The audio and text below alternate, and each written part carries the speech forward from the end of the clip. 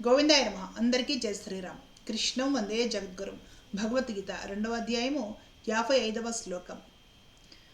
శ్రీ భగవానువాచ ప్రజహాతి యదా కామాన్ సర్వాన్ పార్థమనోగతాన్ ఆత్మన్యేవాత్మనా తుష్టః స్థితప్రజ్ఞస్తదోచ్యతే. కృష్ణ పరమాత్మ అర్జునుడితో చెప్తున్నాడు, ఓ అర్జున, మనస్సునందరి కోరికలన్నీను పూర్తిగా తొలగిపోయి ఆత్మ ద్వారా ఆత్మ యందు సంతుష్టుడైన వారిని, అనగా పరమాత్మ సంయోగము వలన ఆత్మానందమును పొందిన వారిని స్థితప్రజ్ఞుడు అని అందురు. అర్జునుడు కృష్ణ పరమాత్మను ప్రశ్నించాడు. తన సందేహాన్ని ముందు ఉంచారు. ఏమిటి? కృష్ణ, సమాధి స్థితుడే పరమాత్మ ప్రాప్తి నందిన స్థితప్రజ్ఞుని యొక్క లక్షణాలు ఏమిటి? అతడు ఎలా భాషించును? అతడి వ్యవహార రీతి ఎలా ఉండును? అతడి భావనలు ఎలా ఉంటాయి? ఇవన్నీ కూడా స్వామివారిని అడగడం జరిగింది. దానికి స్వామివారు జవాబు చెప్తున్నారు చక్కగా ఈ శ్లోకంలో. మనసునందలి కోరికలన్నీ పూర్తిగా తొలగిపోయి, ఏమిటి మనసులో కోరికలు? అసలు ఎలా పుడతాయి ఈ కోరికలు? రాగద్వేష జనితములు మనసునందు కోరికలు. మన వాళ్ళందరిపైన మనకి ప్రేమ ఉంటుంది, వాళ్ళని రక్షించుకోవాలి, కాపాడుకోవాలి, సంతోషంగా ఉంచాలి అనే ఒక రాగం ఉంటుంది. అలాంటి కోరికలు ఉంటాయి. అలాగే దానికి తద్విరుద్ధమైనది లేదా ప్రతికూలమైనది, మనకు మనదైన వస్తువులకు మన వాళ్లకు హాని కలిగించే విధంగా, బాధ కలిగించే విధంగా ఉన్న ఏదైనా సరే దానిపైన మనకి ద్వేషం ఉంటుంది. ఈ రాగద్వేషాది జనితములే కోరికలన్నీ కూడా. నాకు నచ్చినవి నేను ఎలా అయినా పొందాలి, నాకు నచ్చిన వారు, నాకు నచ్చిన వస్తువులు, నాకు నచ్చిన ప్రతిదీ నాతోటి ఉండాలి, క్షేమంగా ఉండాలి, ఆనందంగా ఉండాలి. తద్విరుద్ధమైనవన్నీ, నాకు నచ్చనివి, నాకు నచ్చని వారు, నాకు నచ్చని వస్తువులు, అలాగే నాకు నచ్చిన వాటికి, నేను పొందిన వాటికి, నాకు నచ్చిన వాళ్ళందరికీ హాని చేసేవాళ్ళు, వీళ్ళందరూ మనకు నచ్చరు. అంటే రాగము, ద్వేషము, వీటికి సంబంధించి కోరికలు వీటి చుట్టూ తిరుగుతూ ఉంటాయి అన్నమాట. వీటన్నిటికీ మూలమైన సూక్ష్మమైన వాసన ఉంటుంది చూశారు. అది నిరంతరము సత్వరజ తమో గుణాలతో ప్రేరేపించబడి ఉంటుంది. వాసన అంటే అదే. మనం భౌతికంగా మనకి ముక్కుకు తగిలే స్మెల్ కాదు, ఆ వాసన వేరు, ఈ విషయ వాసనలో వేరు. సరే, ఈ కోరికలన్నీ కూడా పూర్తిగా తొలగిపోయి ఆత్మ ద్వారా ఆత్మయందు సంతుష్టుడైన వారిని, అంటే ఏమిటి? పరమాత్మ సంయోగము వలన ఆత్మానందమును పొందిన వారిని స్థితప్రజ్ఞుడు అని అందరూ. కాబట్టి ముందేమో ఎలా ఉండాలట? మనసునందలి కోరికలన్నీ కూడా పూర్తిగా తొలగిపోవాలట. ఎలా తొలగిపోతాయి? ఆ తర్వాత ఏం చెప్తున్నారు స్వామివారు?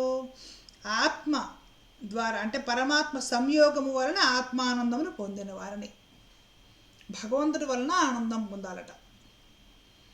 ఒకటి, మనసు యందు కోరికలన్నీ కూడా పూర్తిగా తొలగిపోవాలట. రెండు, భగవంతుడి సంయోగం వలన ఆత్మానందం పొందాలట. ఇలా ఉన్న వాళ్ళు స్థితప్రజ్ఞుడు అని అంటారట. ఇది స్వామివారు చెప్తుంది. ఏమిటి తేలిగ్గా తెలుసుకుందాం. ముందు మనసులందరి కోరికలన్నీ కూడా ఎలా తొలగిపోతాయి? కర్మయోగంలో ఉన్నాం మనం. కర్మయోగం ఆచరించడం వలన ఎలా తొలగిపోతాయి? నీవు ఫలితం మీద అపేక్ష లేకుండా పనిచేయటం మొదలెడితే కోరికలు జనించడం ఆటోమేటిక్గా ఆగిపోతుంది. ఇది నా ధర్మము, ఇది నా విద్యుక్త ధర్మము, ఇది నా కర్తవ్యము, నా స్వధర్మము, ఈ పని నేను చేసి తీరాలి, ఈ ధర్మం కాబట్టి నీవు చేస్తున్నావు. ఫలితం మీద నీకు అపేక్ష లేదు, నిష్కామంగా కర్మను ఆచరిస్తున్నావు. ఫలితం మీద అధికారం పరమాత్మకు ఉంది. ఆయన ఇస్తాడో ఇవ్వడో, ఇస్తే ఎలా ఇస్తాడో, ఇవ్వకపోతే ఎందుకు ఇవ్వడో, ఇవన్నీ ఆలోచించే స్వతంత్రం కూడా మనకు లేదు, ఆ అధికారం మనకు లేదు. అప్పుడు ఏమవుతుంది? ఏవో పొందాలి అనే ఆరాటం మనలో నిదానంగా తగ్గుతూ వస్తుంది. ఎప్పుడు? నిష్కామంగా కర్మని ఆచరించడం వలన. ఏవో పొందాలని ఆరాటం తగ్గే కొద్దీ ఏం తగ్గుతున్నాయంటే కోరికలు తగ్గిపోతున్నాయి. మనసునందు కోరికలు, మనసునందు ఏ కోరిక ఉండదు, తన ధర్మం కాబట్టి నిర్వర్తిస్తూ ఉంటారు అంతే. ఫలితం భగవదేచ్ఛ, మనకి సంబంధం లేదు. తన ధర్మం కాబట్టి నిర్వర్తించి తాను ప్రశాంతంగా ఉంటాడు. అలా చేయగా చేయగా చేయగా కొన్నాటికి ఏమవుతుందంటే అసలు మనసులందు కోరికలు పుట్టడమే పోతాయి. అవి కావాలి, ఇవి కావాలి, అది పొందాలి, ఇది అనుభవించాలి, ఇలాంటి రకరకాల కోరికలు మనసు నుండి అంటే ఈ వికారాలు పుట్టడము నిదానంగా తగ్గిపోతుంది అనమాట. కాబట్టి ముందు ఆ విధంగా నిష్కామంగా కర్మయోగం ఆచరించు. తద్వారా నువ్వు నిష్కామంగా కర్మ చేసి ప్రతిఫలాపేక్ష రహితంగా కర్మ చేసి కర్మల భగవదర్పణం చేస్తున్నావు కాబట్టి మనస్సు ఎందు నీకు ఆటోమేటిక్గా కోరికలు పుట్టడం తగ్గిపోతుంది. ఆ తర్వాత రెండో పాయింట్, పరమాత్మ సంయోగము వలన ఆత్మానందమును పొందిన వారిని. భగవంతుడి వలన ఆనందిస్తున్నవాడు. భగవంతుడి వలన ఆనందించడం ఏమిటి? ఇది చాలా ముఖ్యమైన విషయం. భగవత్పరమైన ఆనందం, భగవద్ అనుభవం పొందడం, తద్వారా ఆనందించడం. మనుషులకి సహజంగా భౌతిక జగత్తులో రకరకాల విషయాల గురించిన ఆనందం ఉంటుంది. దాని వాటిని క్షణిక సుఖములు అంటారు. మనకి అప్రాప్యమైంది, మనకి ఇష్టమైనది ఏదో మనకు దొరకదు అనుకున్న దుర్లభమైన వస్తువు లభించింది, ఆనందంతో ఎగిరి గంతులేస్తాం. మనకు చాలా ఇష్టమైన వాళ్ళు ఎవరో వచ్చి ముందు ఉంచున్నారు, ఆనందంతో ఎగిరి గంతులేస్తాం. మనం ఏదో ఒకటి సాధించాలి, పొందాలి, ఇది నాకు ఇష్టం అనుకున్నది కష్టపడి ఎలాగో తిప్పలు పడి ప్రయత్నం చేసి సాధించుకుంటాం. అది మనకి చేజిక్కినప్పుడు చాలా ఆనందంగా ఉంటుంది. ఇలాగ భౌతికపరమైన ఎన్నో వస్తువులు, విశేషాలు, వీటన్నిటికీ మనసు అనుభూతి చెందిన ప్రతిసారి ఆ సుఖాన్ని మనం ఆనందంగా భ్రమపడతాం. అది నిజంగా ఆనందమా అంటే ఆనందమే తాత్కాలికమైన ఆనందం, నశ్వరమైన ఆనందం. మరలా ఇప్పుడున్న ఆనందం రేపటికి ఉండదు. భౌతిక జగత్తులో నశ్వరమైన విషయాలకు మనసు ఆకర్షించబడి ఆనందానికి లోనైతే నశ్వరమైన విషయము మనకి శాశ్వతమైన ఆనందం ఎలా కలిగిస్తుంది? అశాశ్వతమైన వస్తువు ద్వారా, అశాశ్వతమైన ఏ విషయం ద్వారా మనం పొందిన ఆనందం ఏదైతే ఉంటుందో అది కూడా అశాశ్వతమే. ఈరోజు ఆనందంగా అనిపిస్తుంది, మనసు గాల్లో తేలిపోతున్నట్టు. రేపు ఏమీ అనిపించదు. 4 రోజుల తర్వాత ఈరోజు ఏ ఆనందం కోసం మనం గెంతులు పెట్టామో అది గుర్తు కూడా రాకుండా పోతుంది, తలుచుకోవడానికి కూడా ఇష్టపడదు. కానీ ఇక్కడ ఒక పర్మనెంట్ ఆనందం ఉందట. అది ఏమిటనేది పరమాత్మ చెప్తున్నారు. పరమాత్మ సంయోగము వలన ఆత్మానందమును పొందిన వానిని. భగవంతుడితో సంయోగం వలన, భగవంతుడితో బంధము వలన, భగవద్ అనుభూతి చెందడం వలన, భగవతత్వము నీవు అర్థం చేసుకోవడం వలన, భగవంతుడిని ప్రేమించడం వలన, భగవంతుడు నావాడు అనుకోవడం వలన, భగవంతుడి గుణగణాలను లీలలను నిరంతరము కూడా గానం చేస్తూ శ్రవణం చేస్తూ ఎప్పుడు కూడా భగవంతుడి హృదయంలో పెట్టుకొని ఆ స్వామిని భక్తి మార్గంలో సేవిస్తూ నిరంతరము ఈ బుద్ధి అందు భగవంతుడిని ఉంచుకొని ఆ స్వామిని ప్రేమిస్తూ ఉండడం వలన ఏమవుతుందంటే ఈ మనస్సు భగవంతుడికి అర్పితమైపోతుంది. అంటే ఈ హృదయంలో భగవంతుడు తప్ప ఇతరాతర విషయాలకి ఇంపార్టెన్స్ ఉండదు, స్థానం ఉండదు. కాబట్టి కోరికలు జరించవు. అలాగా తాత్కాలికమైన సుఖాలు, టెంపరీ ఆనందాల వెంట వెంపర్లాడకుండా మనస్సు కర్మయోగం ఆచరించి నిష్కపటంగా నిష్కామంగా ఫలం భగవదర్పణం చేయడం వలన నీకు రకరకాల కోరికలు పుట్టకుండా ఉంటాయి. మనసు అలచడం లేకుండా ప్రశాంతంగా ఉంటుంది. అలాగే పరమాత్మను ప్రేమించడం ద్వారా భక్తి మార్గంలో వెళ్ళి భగవంతుడిని భగవద్ అనుభూతి చెందడం ద్వారా భగవంతుడు నావాడు అనే భావనతోటి గట్టిగా భగవంతుడిని పట్టుకోవడం ద్వారా మనస్సు యందు, హృదయం నందు అంటే చిత్తమునందు పరమాత్ముడే నిలిచి ఉంటాడనమాట. ఎప్పుడైతే ఆ పరమాత్ముడిని మనసులో పెట్టుకొని నిరంతరం ఆయన్నే ఆలోచించుకుంటూ ఆ విధంగా భగవద్ అనుభూతికి లోనవుతూ ఉంటావో అది శాశ్వతమైన ఆనందము. ఆనందానికి కొరత అనేది ఉండదన్నమాట, నిత్య నూతనమైనది. మన ఆనందించిన విషయం ఏదైనా ఉందంటే ఈరోజు మనం తలుచుకోం, ఇవాళకి అదేం పెద్ద ఇంపార్టెంట్ అనిపించదు.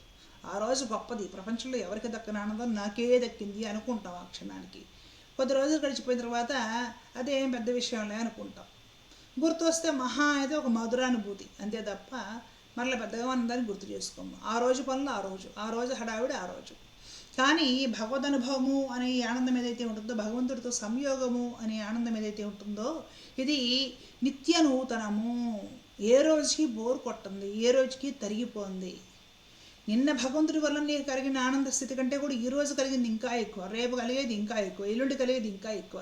ఈ ఆనందం పెరుగుతూనే ఉంటుంది సాధకుల్లో తప్ప తగ్గేది ఉండదు, బోర్ అనేది ఉండదు. ఈ ఆనందము భగవంతుడితో సంయోగము అని అమృతం ఎంత తాగిన తృప్తి ఉండదు సాధకుడికి. ఎప్పుడూ కావాలనే అనిపిస్తుంది, ఎప్పుడూ ఆస్వాదించాలి, అనుభవించాలి, భోగించాలని అనిపిస్తుంది. ఎంత ఆనందించినా కూడా తృప్తి కలగనది. భగవద్ అనుభవం, భగవంతుడితో సంయోగము అనేది. దీనిని వేదాంత పరిభాషలో ఆత్మ ద్వారా ఆత్మేందు సంతుష్టుడైన వాడిని, లేదా నేను ఫలానా ఆత్మను ఈ దేహాన్ని కాదు అనే ఒక భావనతోటి యోగులు భౌతికమైన విషయవాసనలన్నింటినీ కూడా పరిత్యజించేసి, నేను శాశ్వతమైన ఆత్మను, సనాతనమైన ఆత్మను, ఈ భౌతికమైన కట్టెనో కాదు, భౌతికమైన విషయాల పైన వెంపర్లాట ఉండకూడదు అనే భావనతోటి, అంటే తత్వం తెలుసుకొని అవన్నీ కూడా విడిచిపెట్టి ఆత్మేందే నిరంతరం కూడా రమిస్తూ ఉండే మహాయోగులు ఎవరైతే ఉంటారో వారికైనా సరే ఇది వర్తిస్తుంది. ఆ విధమైన వేదాంత పరిభాషలో చెప్పాలంటే ఆత్మసాక్షాత్కారము, భక్తి పరిభాషలో చెప్పాలంటే భగవంతుడితోటి, ప్రేమైన పరమాత్మతోటి సంయోగమే కలిగి ఉండడం. అది ఎంత అనుభవించినా కూడా పరమాత్మతోటి నీకు సంయోగము తృప్తి ఉండదు. ఆనందం ఎప్పుడూ నిత్య నూతనంగా వృద్ధి చెందుతూనే ఉంటుంది. ఇది అశాశ్వతమైన ఆనందాలాగా నిన్న ఆనందంగా అనిపించి ఈరోజు మర్చిపోయేది కాదు. అలాగ కోరికలన్నిటినీ కూడా లేకుండా చేసుకొని మనస్సు యందు బుద్ధి యందు పరమాత్మను స్థాపించుకొని పరమాత్మతో నిత్య సంయోగము ఏర్పరచుకున్న మహాభక్తుడు ఎవరైతే ఉంటాడో అతడు స్థిత ప్రజ్ఞుడు. పనులు చెయ్యరా అంటే పనులు చేస్తారు. ఆ కర్మను ఆచరించేది నిష్కామంగా, నిష్కపటంగా, ప్రతిఫలాపేక్ష రహితంగా, ఫలము భగవంతుడికి అర్పించి ఫలం మీద అధికారం లేకుండా తన ధర్మం దాన్ని నిర్వర్తిస్తూ, దాన్ని భగవత్ పూజలా భావిస్తూ, తపస్సులా భావిస్తూ ఇలా చేసే సాధకుడికి కోరికలు మనసులో ఇక పుట్టకుండా ఉంటాయి. రాగద్వేషాల జోలికి పోకుండా ఉంటారు. మరి ఆ మనసులో ఎవరుంటారు అంటే భగవంతుడు స్థాపించబడి ఉంటాడు. ఆ భగవంతుడితోటి భక్తుడికి నిత్య సంయోగము, శాశ్వత సంయోగం ఏర్పడుతుంది. ఆ శాశ్వతమైన భగవద్ అనుభూతుల ఆనందంతో ఆ భక్తుడు రమిస్తూ ఉంటాడు. లేదా ఆత్మ సాక్షాత్కారం పొందిన యోగి తన ఆత్మేందే రమిస్తూ ఉంటాడు. అలాంటి మహాత్ములని స్థితప్రజ్ఞులు అని అంటారు. వాళ్ళలో ఈ లక్షణాలు ఉంటాయని పరమాత్ముడు చెప్తున్నాడు. ఇంకొన్ని లక్షణాలు కూడా ఉంటాయట. వాడి గురించి రేపటి శ్లోకంలో తెలుసుకునే ప్రయత్నం చేద్దాం. ధర్మో రక్షిత రక్షిత. జై శ్రీమన్నారాయణ. కృష్ణ.